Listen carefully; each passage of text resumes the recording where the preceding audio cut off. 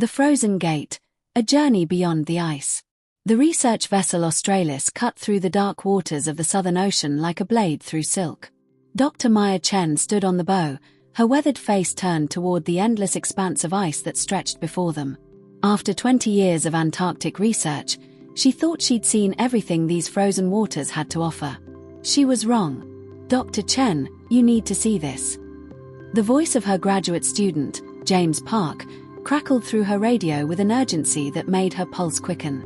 She found him in the sonar room, his face illuminated by the ghostly green glow of the monitors. "What am I looking at?" Maya asked, leaning over his shoulder. "That's just it, I don't know." James pointed to a massive anomaly on the screen, a perfect circular void in the ocean floor that seemed to pulse with its own rhythm. It's approximately 2 kilometers in diameter, and it's breathing. Breathing. The readings expand and contract in a regular pattern. Every 4 to 7 seconds, like clockwork. He pulled up another screen, and the water temperature around it fluctuates between freezing and 20 degrees Celsius. That shouldn't be possible. Maya studied the readings, her scientific mind racing through possibilities and dismissing them just as quickly. Volcanic activity. No, the thermal signature was all wrong. Underwater current anomaly. Not with that geometric precision. She made her decision in seconds. Plot a course.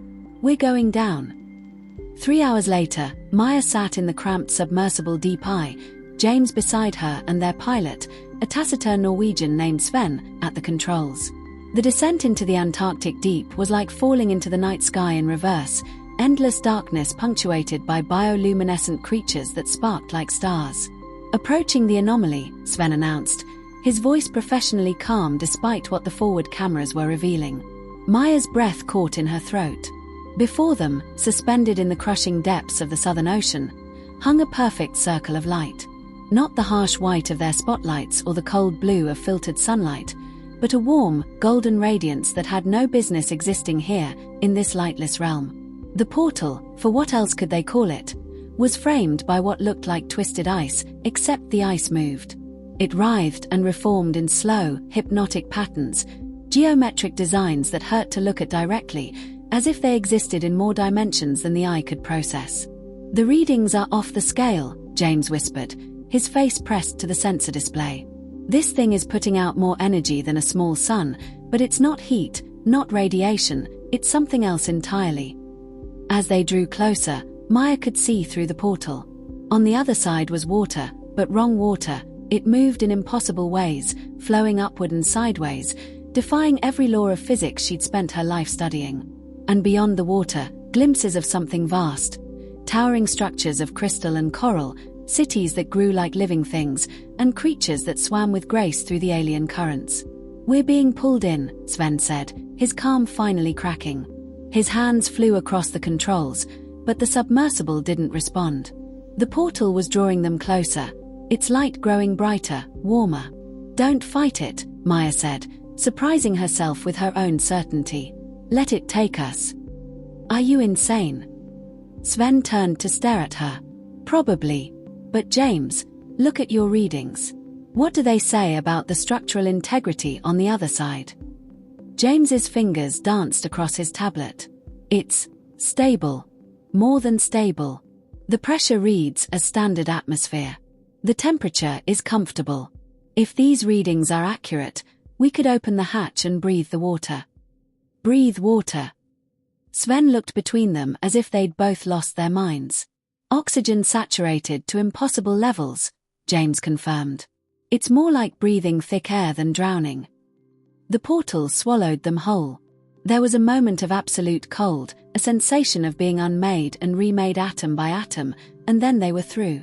The world beyond the portal defied comprehension.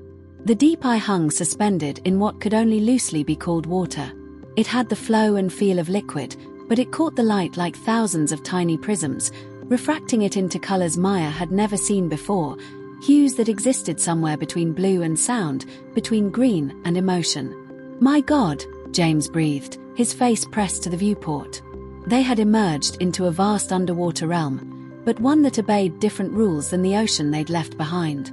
Enormous structures rose from the distant seabed, not built, but grown, spiraling towers of what looked like living crystal that pulsed with inner light. Between them swam creatures of impossible beauty and strangeness. A school of what might have been fish passed by their viewport, except each one seemed to exist in multiple spaces simultaneously, their forms flickering between solid and transparent, between one shape and another. They moved in perfect synchronization, creating patterns that spoke of intelligence far beyond instinct. "The equipment is going haywire," Sven reported, his voice shaking slightly. "According to these readings, we're somehow in shallow water, 15 meters deep, but I can see we're in a massive underwater trench. And the compass says we're facing all directions at once." "Because direction might not mean the same thing here," Maya said, unable to tear her eyes away from the alien seascape. "James, can you get a fix on where, or when, we are?" "The stars," James said suddenly, pointing upward. Through the prismatic water, they could see a night sky. But it was wrong, the constellations were unfamiliar, and there were 3 moons hanging in the darkness, each a different color. Pearl white, deep crimson, and a blue so vivid it seemed to pulse with its own heartbeat. "We're not in Antarctica anymore," Maya said softly. "We might not even be on Earth." A shape moved in the distance, something massive that disturbed the water despite having no solid form. As it approached, Maya realized it was a creature unlike anything in Earth's fossil record. It was whale-sized but resembled a cross between a manta ray and a jellyfish, its translucent body filled with what looked like entire galaxies spinning in miniature. As it passed, she could have sworn she heard music, not through the hull, but directly in her mind. "Did you hear that?" she asked the others. They both nodded, speechless. The creature circled them once, slowly, and Maya felt something brush against her consciousness. Curiosity, intelligence, welcome. Then it was gone, disappearing into the prismatic depths. "We need to explore," Maya said decisively. "Sven, can you pilot us toward those structures?" "I can try, but I'm not sure how the controls will respond in this, whatever this is." As they moved through the alien water, they began to notice more signs of civilization. The crystal towers were connected by bridges of flowing light, and smaller structures dotted the landscape, dwellings, perhaps, or temples. And there were people, or at least beings that were people-shaped, moving through the water with the ease of dolphins but the purpose of city-dwellers heading about their business. "Stop here," Maya commanded as they approached what looked like a plaza or gathering place. Dozens of the beings were congregated around a central structure, a fountain that flowed upward instead of down, its water forming shapes and patterns that might have been language. The beings noticed them immediately. They were humanoid but elongated, their skin shifting in color like cuttlefish, their eyes large and luminous. They wore what might have been clothing or might have been part of their bodies, flowing material that merged seamlessly with their forms. One of them approached the submersible, swimming directly up to the viewport where Maya sat today. It was taller than a human, graceful in its movements, and when it looked at her, she felt that same mental touch she'd experienced with the whale creature. "Welcome, travelers from the surface world." The words appeared in her mind, not as sound but as pure meaning. Beside her, James gasped, he'd heard it too. "How is this possible?" Sven whispered. The being's colors shifted to what might have been amusement. "The same way your world is possible. We exist, therefore we are real. I am called Venthara, and I am a guide of the deep cities. We have been expecting you." "Expecting us?" Maya managed to form the thought clearly, hoping it would transmit. "The portal opens every 100 of your years. Some from above always come through. Most turn back in fear. Some, like you, stay to learn. You are curious, this is good. Curiosity is the first language we all speak, across all the worlds." Over the following hours, though time seemed fluid here, stretching and compressing in ways that made their chronometers useless, Venthara guided them through the realm they called the Deep Cities. Maya, James, and even skeptical Sven found themselves drawn into a civilization that challenged everything they thought they knew about life and intelligence. The Deep Cities weren't built in the conventional sense. They had been sung into existence, Venthara explained, by generations of her people using something they called resonance architecture. Each tower, each bridge, each dwelling was a living thing, grown from the crystalline substrate of their world through focused sound and thought. Your world and ours are parallel, Venthara's mental voice explained as they drifted past a building that seemed to breathe, its walls expanding and contracting gently. They exist in the same space but different frequencies. The portal is a place where the frequencies align. The ice of your Antarctic forms a natural anchor point. The geometry of frozen water creates stability. But why there? James asked, his scientific mind grappling with the concept. Why the Southern Ocean specifically? Because it is the place on your world where the barrier between life and void is thinnest. Where water meets ice meets depth meets isolation. The portal could only form in a place of such extremes.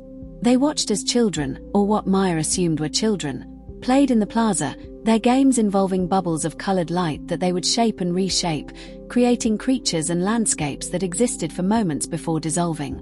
It was art and play and perhaps something more, a form of expression that used reality itself as a medium. Are there others? Maya asked. Other portals to other worlds? Countless, Venthara confirmed. Your Earth has two that we know of, the Antarctic gate you came through, and another in your deepest ocean trenches that opens less frequently. But the universe is vast and more connected than your science yet understands. Every world with deep oceans has the potential for such gates, if the conditions are right. Sven guided the deep eye lower, following Venthara toward what she called the archive, a structure at the heart of the city that housed the collected knowledge of hundreds of civilizations. As they descended, Maya noticed that the beings of this world weren't the only intelligent species present. Creatures of every imaginable form moved through the city. Serpentine beings that were all grace and flowing light, geometric entities that looked like living mathematics, even things that seemed to be sentient clouds of luminous particles. It's a hub, Maya realized aloud. Not just a city for one species, but a meeting place for many worlds. Yes, Venthara's colors shifted to pleased purple. The deep cities are old, older than your species' recorded history. We were among the first to discover them, but we did not build them. No one knows who did. They simply are, have always been, perhaps will always be. They exist in the spaces between worlds, accessible to any who find the gates. The archive was breathtaking. Its walls were living memory. Touch them, and knowledge flowed directly into your mind. James experimented tentatively, pressing his hand to the submersible's hull where it brushed against the crystalline surface. His eyes went wide. I can see it, he whispered. The history of this place. Millions of years of civilization. Species rising, evolving, some fading away, others transcending into forms of pure thought. It's all here, all preserved. Why show us this? Maya asked Venthara. Why let us see all of this? Surely this knowledge could change everything about our world. Venthara's form rippled with what might have been sadness.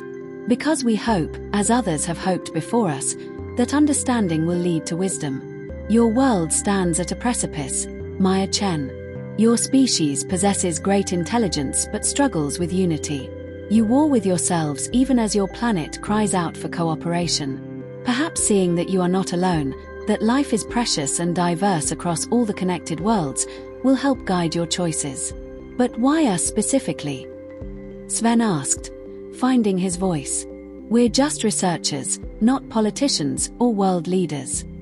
Because the ones who seek truth for its own sake are often the ones who can share it most purely, Venthara responded. Leaders come to us sometimes, through the gates. They see what they wish to see, resources to exploit, weapons to develop, territories to claim. Scientists come seeking to understand. Artists come seeking to be inspired. Children come seeking wonder. And sometimes, rarely, all three exist in one person. They spent what felt like days but was measured in hours by their failing instruments, exploring the deep cities with Venthara as their guide. They learned that the prismatic water that filled this realm was itself semi-sentient, a medium that transmitted thought and emotion as easily as their oceans transmitted sound. They saw gardens where plants grew downward into light rather than upward toward it, each species a transplant from a different world, cultivated carefully to coexist in this neutral space. They met other travelers, a trio of beings from a high-gravity world who communicated through elaborate dances, their dense bodies moving with surprising grace in the water. A solitary explorer from a world of eternal darkness who experienced reality through sonar and magnetic fields, perceiving them in ways Maya could barely imagine, even another human. An elderly Japanese pearl diver named Hiroshi who had stumbled through a different portal 30 years ago and chosen to stay, becoming a bridge between his world and this one. I was dying, Hiroshi told them in his native language, which somehow translated perfectly through the water's thought-carrying properties. Cancer. Inoperable. But here. He gestured at himself, looking decades younger than the age he claimed. Time moves differently, and illness is just another form of disharmony. They taught me to resonate with health instead of disease. I visit the surface sometimes, through the Mariana Gate. I leave messages, stories, trying to prepare people for the truth that we're not alone. You're the source of some of those deep-sea anomalies, James said, awestruck. The strange structures found by deep-sea explorers, the unexplained sonar readings. Hiroshi smiled.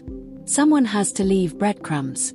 Someone has to try to wake humanity up gently. But most see only what they expect to see, explain away what doesn't fit their worldview. As they talked, Maya felt a growing sense of responsibility settling on her shoulders. They had perhaps the most important discovery in human history floating right in front of them, and they had to decide what to do with it.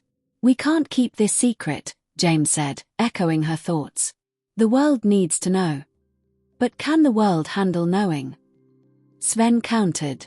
You heard what Venthara said about leaders who've come through. Imagine what the military-industrial complex would do with access to this place, to these technologies. Venthara had been listening silently, her colors muted to respectful gray. Now she shifted to deep blue, serious contemplation. This is always the choice travelers face, to share the truth and risk chaos, or to keep the secret and risk stagnation. There is no right answer, only the answer your conscience provides.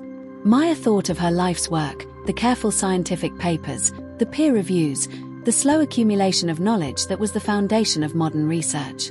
Everything in her training screamed to document, analyze, publish. But she also thought about weapons manufacturers, colonial impulses, the human tendency to destroy what it didn't understand. What if we share it, but carefully, she proposed. Not a bombshell revelation, but a gradual disclosure. We publish our findings academically, let the scientific community examine them. The portal is there, others can verify it. But we frame it as an opportunity for growth, for learning, not for conquest. And if someone decides to weaponize it anyway? Sven asked. You can't control how people use information. No, Maya admitted. But ignorance isn't protection either. If we keep this secret and someone else discovers it, they might not have our perspective, our understanding of what's at stake. At least if we control the initial narrative, we can try to shape the response. Hiroshi nodded slowly. I stayed silent for 30 years, thinking I was protecting this place. But the universe doesn't need our protection. It's vast and resilient. It's humanity that needs protecting from its own isolation and fear. The only cure for fear is knowledge. Their time in the deep cities was ending. They could feel it. The submersible's power systems were failing, not from damage but from the incompatibility between their technology and this realm's physics. Venthara had warned them, prolonged exposure to the between spaces could strand them here permanently, as some travelers had discovered too late. We should go soon, Sven said, checking their dwindling reserves. Another hour, maybe 2, and we won't have enough power to pilot back through the portal. Venthara gathered a group of the city's inhabitants to bid them farewell. The beings assembled in the plaza, their colors shifting in what Maya had learned was a form of ceremonial blessing. The whale creature she'd seen on arrival returned, its galaxy-filled body pulsing with light. You go with our hopes, Venthara communicated to all 3 of them. Share what you have learned with wisdom. Tell your people that they are not alone, that the universe is filled with consciousness and wonder. Tell them that violence and division are choices, not inevitabilities. We have seen thousands of species face the moment your world now faces, the transition from isolated planet to connected cosmic citizen. Some transcend. Some destroy themselves. The difference is always in choosing cooperation over competition, curiosity over fear. Before they left, Venthara gave them a gift, a small crystal, no larger than Maya's thumb, that pulsed within a light. "This is a seed," she explained. "Plant it in your oceans, and it will grow, slowly. It will sing the song of the deep cities, preparing your waters, making them ready for the day when your world is ready to join us fully. It will take generations, but it will happen if you choose to let it." Maya carefully secured the crystal in a sample container, then took one last look at the impossible city, the beings who had welcomed them, the vast connected universe she'd never imagined existed. "Thank you," she said simply, knowing the words were inadequate. The return journey through the portal was faster than their arrival had been, as if the gate recognized them now and was willing to let them pass freely. The moment of cold, of being unmade and remade, seemed less traumatic this time. And then they were through, back in the crushing darkness of the Antarctic deep, their instruments flickering back to normal operation. The Australis was exactly where they'd left it, the crew in a state of controlled panic. They'd been gone for 18 hours, though it had felt like days to the three of them. "Dr. Chen."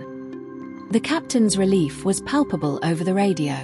"We thought we'd lost you." The submersible just vanished from all sensors. "We found something," Maya said, her voice hoarse with emotion and exhaustion. "Get us on board. We have a lot to discuss." 3 months after their return from the deep cities, Dr. Maya Chen stood before the assembled delegates of the International Maritime Organization, her presentation on the screens behind her showing footage from the deep ice cameras. The video was grainy, the prismatic water hadn't recorded well, but it was unmistakably real, unmistakably impossible by all known physics. "The implications are staggering," she concluded, her voice steady despite the world-changing nature of her words. "We are not alone, not even in our own oceans. The Antarctic portal represents an opportunity for humanity to join a larger cosmic community, but only if we approach it with humility and wisdom." The response was predictably chaotic. Some scientists declared it an elaborate hoax despite the evidence. Some governments immediately moved to claim territorial rights over the portal. Some religious leaders proclaimed it a miracle or a curse, depending on their theology. But slowly, inevitably, the conversation shifted from "is it real?" to "what do we do about it?" James led a series of expeditions back to the portal, each one carefully documented and witnessed by international observers. The deep cities welcomed each new visitor, and Venthara became something of an ambassador, patiently explaining their civilization to the steady stream of curious humans. Sven, perhaps surprisingly, became one of the portal's most vocal advocates. "I was terrified," he admitted in an interview. "But that fear came from ignorance. Once I understood what we were seeing, that fear transformed into wonder. That's what I want for everyone, the chance to make that transformation." The crystal seed Venthara had given them was planted in a protected reserve in the Pacific, where it slowly began to grow, its song too subtle for most ears but registered by sensitive marine life. Whales began to gather around it, their own songs changing, becoming more complex. Dolphins interacted with the growing crystal structure in ways that seemed almost purposeful. Marine biologists reported unprecedented levels of cooperative behavior among species that normally competed. Not everything was positive. A Chinese military expedition attempted to claim the portal by force, only to find that the gate simply wouldn't open for them, as if it could sense aggressive intent. A mega-corporation tried to mine samples from the portal's rim, and the ice immediately sealed itself, cutting off their equipment. The portal, it seemed, had its own defenses, or perhaps it was the deep city's inhabitants who protected their gates. But slowly, gradually, humanity began to change. Artists inspired by the deep cities created works that defied conventional categories, blending science and spirituality, mathematics and emotion. Philosophers grappled with questions of consciousness and reality that the portal had thrown into sharp relief. And scientists, building on what they'd learned, began to develop new technologies based on resonance and frequency rather than brute force mechanics. Maya herself became a reluctant spokesperson for what the media was calling the new age of discovery. She gave lectures, wrote papers, advised governments, and always emphasized the same message. We are being given a gift, a chance to be part of something larger than ourselves. We can squander it through greed and fear, or we can rise to meet it with the best of what humanity can be. 15 years after their first passage through the portal, Maya returned with a delegation that included former skeptics, current world leaders, and a group of children. The first generation growing up with the knowledge that humanity wasn't alone. Venthara greeted them personally, her colors swirling with what Maya had learned to recognize as joy. "You have chosen well," she communicated. "Your species has begun the hard work of growing beyond your planetary isolation. There is much still to do, much still to learn, but you have taken the first steps. Will we make it?" Maya asked, the question she'd been carrying for 15 years. Will humanity survive long enough to truly join the deep cities? Venthara's response was enigmatic but hopeful. "That depends entirely on the choices you make, day by day, moment by moment. No species' future is guaranteed. But you have something precious. You have curiosity, wonder, and the courage to face the unknown. These are the building blocks of transcendence. Whether you build with them is up to you." As Maya watched the children play with the young beings of the deep cities, learning to shape light and thought into temporary sculptures, she felt something she hadn't felt in years. Absolute certainty that the future, whatever it held, was worth fighting for. A century after Dr. Maya Chen's discovery, recorded in history as the Threshold event, the Antarctic portal had become a pilgrimage site for millions. A permanent research station, the Chen Institute, sat on the ice above it, staffed by scientists, diplomats, artists, and philosophers from every nation on Earth. The crystal seeds planted in the major oceans had grown into vast networks, singing their subtle songs, slowly transforming Earth's waters into something more like the prismatic medium of the deep cities. The transition would take centuries more, but it was happening, undeniable and beautiful. Humanity still struggled with violence, inequality, and environmental destruction. But the knowledge that they were part of a larger universe, that consciousness existed in forms beyond their imagining, had fundamentally altered the species' trajectory. Wars still broke out, but they ended faster, as if some collective shame made prolonged conflict unbearable. Environmental movements gained unprecedented power, framed not just in terms of survival but of becoming worthy to join the cosmic community. And every year, on the anniversary of the Threshold event, people around the world would go to bodies of water, oceans, lakes, rivers, even bathtubs, and listen. Some swore they could hear it, the distant song of the deep cities, calling humanity to evolve, to grow, to become something more. In the cold waters beneath the Antarctic ice, the portal continued to breathe its 47-second rhythm, a gateway between worlds, a promise of infinite possibility. And through it, in both directions, travelers continued to pass. Humans venturing out to explore the connected universe, and beings from 1,000 worlds coming to witness the strange, violent, beautiful species that had stumbled through the gate and chosen wonder over fear. The story of humanity was far from over. In many ways, it was just beginning. We are not isolated islands of consciousness in a dead universe. We are part of an ocean of awareness that spans dimensions we have barely begun to comprehend. The Antarctic Gate didn't give us new knowledge, it gave us new questions. And questions, not answers, are what drive evolution. From the journals of Dr. Maya Chen, discovered after her death at age 142, having spent her final years teaching in the deep cities, preparing the next generation of travelers for the long journey ahead. If you like the true story, hit the like button, subscribe for more, and share this story with your friends.